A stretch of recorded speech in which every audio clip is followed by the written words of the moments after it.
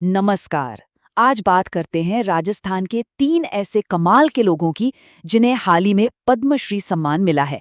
ये वो गुमनाम हीरो हैं जिन्होंने अपनी कला और सेवा से ना चुपचाप समाज में एक बहुत बड़ा बदलाव लाया है। अब सबसे पहले ये समझते हैं कि आखिर पद्मश्री है क्या। तो देखिए, ये भारत का चौथा सबसे बड़ा नागरिक सम्मान है। ये उन लोगों को दिया जाता है जो किसी भी फील्ड में, मतलब किसी भी फील्ड में बहुत ही एक्सेप्शनल काम करते हैं। तो अंदाजा लगाइए ये कितना बड़ा सम्मान है। और हाल ही में ये सम्मान राजस्थान के 3 ऐसे ही नायकों को मिला जो न जाने कितने सालों से बिना किसी शोर शराबे के कल्चर और सोसाइटी के लिए काम कर रहे थे। तो चलिए एक एक करके उनकी कहानियों को जानते हैं। तो सवाल ये है कि आखिर ये नायक हैं कौन और इनकी कहानी क्या है। आइए पता लगाते हैं। तो हमारी पहली कहानी की शुरुआत होती है अलवर से, जहां हमारी मुलाकात होती है गफ्फुद्दीन मेवाती जोगी जी से। इन्हें भपंग का जादूगर कहा जाता है।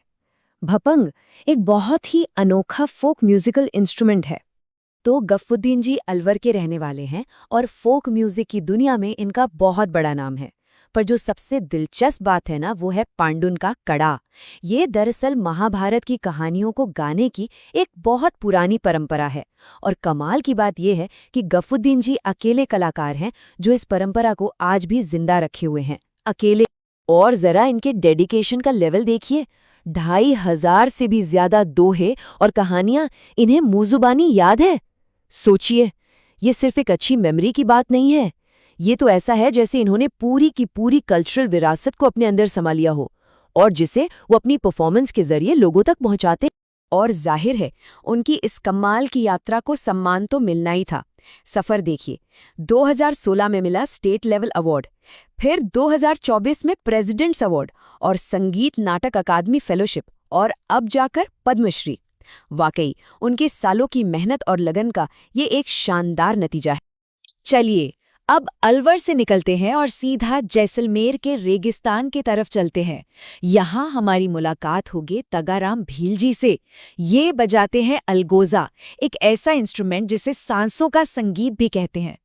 तगाराम जी जैसलमेर के भील समुदाय से हैं और ये जो अलगोजा है ना, ये बेसिकली 2 बांसुरियों का एक जोड़ा होता है और इसे बजाने का इनका जो अंदाज है वो बिल्कुल ही अलग है।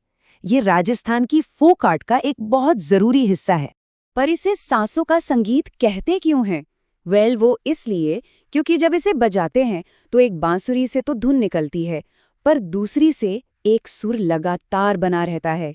इससे ऐसा महसूस होता है जैसे म्यूजिक बिना रुके बस बहता ही जा रहा है। और यकीन मानिए, इसके लिए कमाल की स्किल और कंट्रोल चाहिए होता है। और तगाराम जी ने अपनी इस कला को सिर्फ भारत तक ही नहीं रखा, उन्होंने इसे पूरी दुनिया में पहुंचाया है।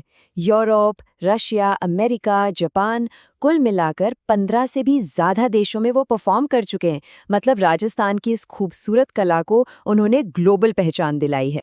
तो अभी तक हमने कला और संस्कृति को बचाने की बात की। अब आप चलते हैं एक ऐसी कहानी की तरफ जो निस्वार्थ सेवा की है। एक ऐसे इंसान की कहानी जिन्होंने अपनी पूरी जिंदगी दूसरों के नाम कर दी। चलिए अब मिलते हैं ब्रह्मदेव महाराज जी से। इनकी कहानी किसी कला की नहीं, बल्कि इंसानियत की सेवा की एक बेहतरीन मिसाल है, जो सच में उम्मीद की एक किरण जगाती है। साल 1980 ये वो साल था जब ब्रह्मदेव महाराज जी ने एक ऐसे मिशन की नींव रखी जो आज भी हजारों जिंदगियों में रोशनी भर रहा है। ये नंबर सिर्फ एक साल नहीं है, बल्कि दशकों के डेडिकेशन का सिंबल है। उन्होंने श्री गंगानगर में श्री जगदम्बा अंध विद्यालय की स्थापना की। ये एक ऐसी जगह है जहां विजुअली इम्पेयर्ड बच्चों को सिर्फ मुफ्त शिक्षा ही नहीं, बल्कि रहने की सुविधा भी दी जाती है। सोचिए, 1980 से लेकर आज तक उन्होंने कितने ही बच्चों को अपने पैरों पर खड़ा होना सिखाया, उन्हें जिंदगी में आगे बढ़ने का हौसला दिया। तो ये थीं 3 अलग-अलग कहानियां, लेकिन इन सब में एक बात कॉमन है, अपनी विरासत को सहेजना और समाज की सेवा करना। ये पद्मश्री सम्मान सिर्फ इनका नहीं, बल्कि इनकी इस साझा सोच का सम्मान है। तो एक तरफ गफ्फुद्दीन मेवाती जोगी जिन्होंने एक अनोखी परंपरा को खत्म होने से बचाया, दूसरी तरफ तगाराम भील, जिन्होंने राजस्थानी लोक संगीत का डंका पूरी दुनिया में बजाया, और फिर ब्रह्मदेव महाराज, जिन्होंने अपनी पूरी जिंदगी दूसरों की मदद में लगा दी। 3 ही हो, लेकिन विरासत एक ही, अपनी जड़ों से जुड़कर समाज को कुछ वापस दे।